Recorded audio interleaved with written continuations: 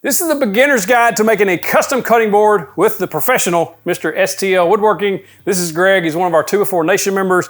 He's got some tips and tricks along the way. He's going to show us on how to make this awesome board. And he's going to follow up with a video showing custom inlays and even more. And it's for a good cause, St. Jude Children's Hospital. More on that later. Let's go. First thing we got to do is make sure all the edges are square, flat. So we're going to use the jointer here.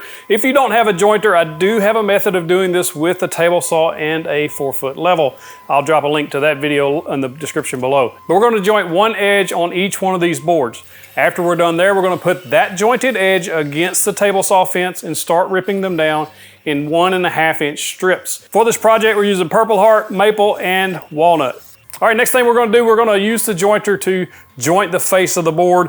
What that's doing is removing any bows that are in that board because you don't want to have to pull that in. Just like this one, you don't have to try to pull that down with a clamp if you don't have to. So we're going to joint both sides of those, just a couple passes, make sure they're flat. Now once you start putting them together, you can see how good this is going to look. You see the stripes already coming together. This is looking good. I like what we got. One thing is, don't be too overly concerned if everything doesn't fit together 100% tight, because you're going to be able to clamp this stuff down. You can see there's a little gap right there, a little gap right here. There's still a little bit of bow, but we don't want to get these too thin either. All right, next thing we're going to do is bring it over to the miter saw. We're going to cut 3 pieces of walnut, 3 pieces of maple at 19 3/4 inch. It's kind of a rough, we're going to be able to trim this down, but it's getting this close. If you have a stop block system, this will help, but if not, just measure it, get after it. Next up, we're going to cut 4 pieces of walnut at 10.5 inches and 3 pieces of maple at 10.5, and this is going to make up the stripes that go around the union. Next, we're going to cut all of our Purple Heart strips at about 8.5 inches long, give or take a little bit. It's not really exact. We're going to cut these down a little more in just a minute. So the finished product will be auctioned off for St. Jude Children's Hospital. All the proceeds will go to that. There's a link in the description below on how you can bid on this if you want a chance to win on a bid. However, you can also just donate to St. Jude's, and there will be a card pop up here as well as a link down there on donating strictly to St. Jude's. We're just trying to raise money for St. Jude's Children's Hospital. That's the purpose of this entire build. And you can do it either on this video or through STL's video. If you don't know anything about St. Jude's, no family member has to pay anything when their children have cancer. So they really take care of the families, and we want to help support that. So we're going to glue up the stripes together and then the union separately. You'll want to do this so that you get everything lined up properly. If you try to put the union on, then you're going to mess things up. We're going to be using Type Bond 3 glue here. This is actually preferred for cutting boards and whatnot. It's food safe, waterproof, and use plenty of it. Don't be scared of that glue. Greg's a little scared to use his finger, but we're going to make it happen. Nobody else has a glue spreader like you have. That's right. They're unique to you.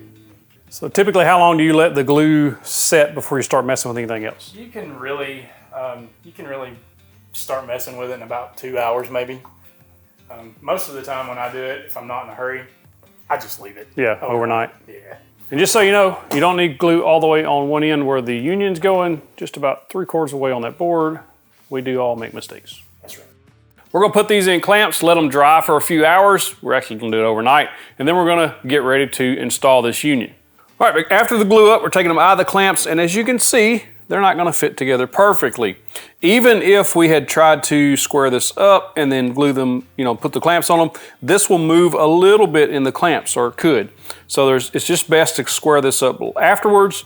I'm gonna show you how we're fixing to do it. First thing I'm gonna do is use the crosscut sled to square up one end. We need a reference for the bandsaw fence. And on the bandsaw fence, absolutely ensure that that is square. If it's not square, then this won't be square and your union's not gonna fit correctly. If you don't have a bandsaw, you can actually do this on the table saw. You just won't be able to cut all the way up into the corner. All you'll do is just use a chisel to clean out the rest. I've done that several times into corner cuts like that. The table saw will work, the bandsaw is just easier. Any cleanup you have to do, just use a little chisel, because you don't want to get too close and cut into that next stripe or the long stripe. So you want to make sure to get that as close as you can without getting into it. Use the chisel to clean it up. For the union, we're going to run it through the planer so we can get a nice flat surface to reference off of. We'll make sure everything's perfectly square. I'm going to use my crosscut sled to square this up because it's what I use to square things up. But if you have a miter gauge or anything like that, you can use that as well.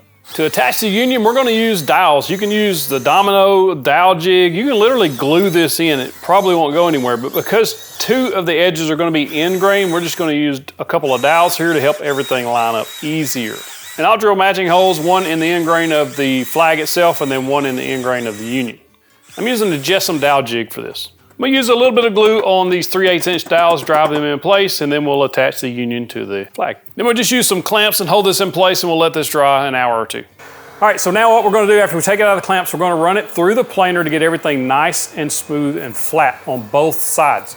This planer is doing awesome on all of this wood. I thought the end grain might have a little issue tearing out where it meets the union, but it worked perfect. Next thing we're gonna do is take it to the table saw and square everything up so we have a flag shape. For sanding this, I'm gonna start at 120 because I got the helical head on the planer, it made it really, really smooth. I usually start a little more at like about 80, and then 120, and then we're gonna go to 220. So while sanding, we did notice that there is a tiny, tiny gap right there on the very top, but the project is not ruined because Mr. Greg at STL Woodworking is gonna show us how to fix that in his video, so be sure and check that out.